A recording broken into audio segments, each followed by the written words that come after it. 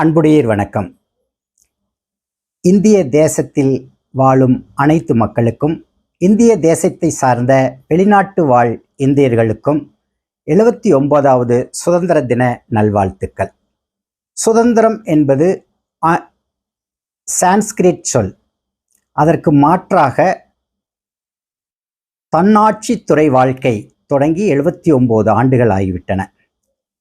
இந்த 79 ஆண்டுகளில் நாம் எப்படி இருக்கின்றோம் என்று வாழ்க்கையை, வரலாற்றை திருப்பி காண வேண்டும்.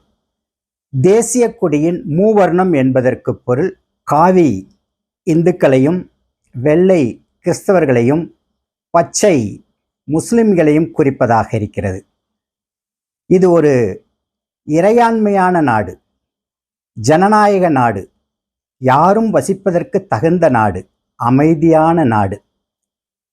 இந்தியாவில் வாழும் கிறிஸ்தவர்களும் இஸ்லாமியர்களும் ஒரிஜினலாக இல்லை.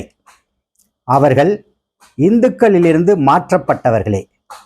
ஆதலால் இந்துக்கள் என்ற உணர்வு எல்லோருக்கும் வர வேண்டும்.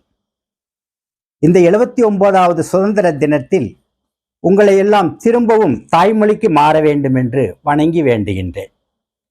ராம்ஜியின் அன்பான வணக்கங்களும் வாழ்த்துக்களும்.